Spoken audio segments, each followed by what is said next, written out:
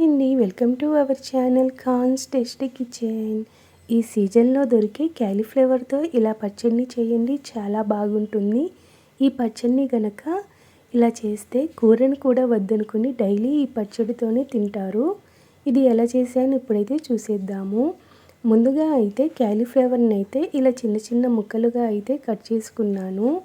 ఇలా కట్ చేసుకున్న తర్వాత ఈ క్యాలీఫ్లవర్ ముక్కల్ని అయితే శుభ్రంగా కడిగేసుకున్నాను. ఇప్పుడు ఒక బౌల్లో వాటర్ని తీసుకొని ఈ వాటర్ని అయితే ఇప్పుడు మనం బాయిల్ చేసుకుందాము. ఇలా బాయిల్ అయిన ఈ వాటర్లోకి ఈ క్యాలీఫ్లవర్ ముక్కల్ని వేసుకొని ఈ క్యాలీఫ్లవర్ ముక్కల్లోకి కొంచెం పసుపు, కొంచెం సాల్ట్ని వేసుకొని ఒక 2 నిమిషాల వరకు ఈ క్యాలీఫ్లవర్ ముక్కల్ని ఉడికించుకుందాము. ఇలా 2 నిమిషాల తర్వాత ఈ క్యాలీఫ్లవర్ ముక్కల్ని అయితే ఒక వడబుట్టలోకి అయితే తీసుకుందాము. ఇలా ఒక వడబుట్టలోకి తీసుకున్న తర్వాత ఈ క్యాలీఫ్లవర్ ముక్కల్ని ఎండలో కానీ లేకపోతే ఇలా ఫ్యాన్ కింద అయినా 2 నుండి 3 గంటల వరకు ఆరబెట్టుకోవాలి. తడి అనేది ఉండకూడదు. ఈలోపు ఒక ప్యాన్లో 1 కప్పు ఆవాల్ని వేసుకొని కొంచెం మెంతుల్ని వేసుకొని దోరగా ఫ్రై చేసుకోవాలి. ఇలా కొంచెం దోరగా ఫ్రై అయిన తర్వాత స్టవ్ని అయితే ఆఫ్ చేసుకొని ఇవి కొంచెం చల్లబడిన తర్వాత ఒక మిక్సీ జార్లోకి తీసుకొని ఇలా పొడిలాగా చేసుకోవాలి. ఇప్పుడు ఈ పొడిని అయితే మనం పక్కనైతే పెట్టుకుందాము. ఇలా 3 వెల్లుల్లిపాయల్ని తీసుకొని ఈ వెల్లుల్లిపాయల్ని పైన ఉన్న పొట్టుని తీసేసుకోవాలి. ఇప్పుడు ఇలా వెల్లుల్లిపాయల్ని ఇప్పుడు దంచుకుందాము. డైరెక్ట్గా వెల్లుల్లిపాయల్ని కూడా వేసేయవచ్చు. ఇలా దంచుకొని వేసుకుంటే ఈ ఫ్లేవర్ అనేది ఈ పచ్చళ్ళలోకి చాలా బాగుంటుంది. మరీ మెత్తగా కాకుండా ఇలా కచ్చా పచ్చాలాగా దంచుకోవాలి.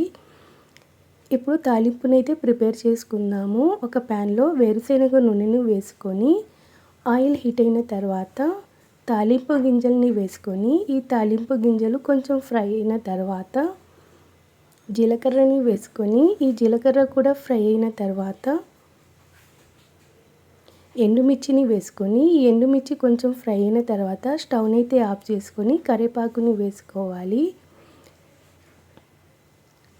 ఈలోపు మనం క్యాలీఫ్లవర్ ముక్కలను అయితే ఆరబెట్టుకున్నాం కదా, వీటిని అయితే తీసుకొని ఈ క్యాలీఫ్లవర్ ముక్కలను అయితే ఇప్పుడు మనం కొలుచుకుందాము. అసలు తడి అనేది ఉండకుండా ఉండాలి ఈ క్యాలీఫ్లవర్ ముక్కలు అనేవి.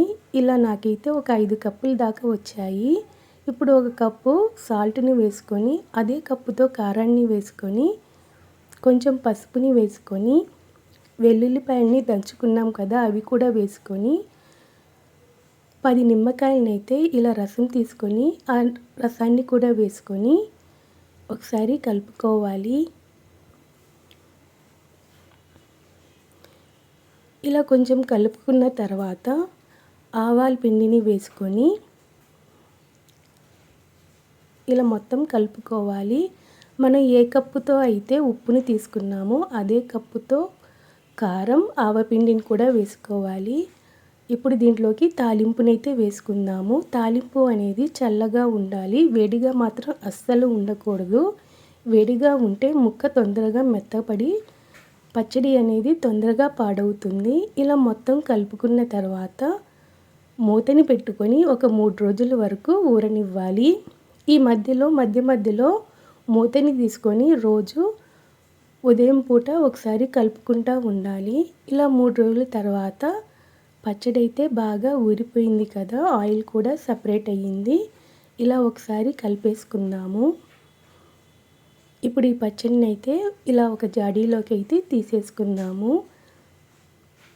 ఇంతే అండి, సింపుల్గా టేస్టీగా క్యాలీఫ్లవర్ పచ్చడి అయితే రెడీ అయిపోయింది. ఈ పచ్చడి అయితే బయట అయితే ఒక 3 వీక్స్ వరకు ఉంటుంది. అదే ఫ్రిడ్జ్లో అయితే 2-3 మంత్స్ వరకు ఉంటుంది.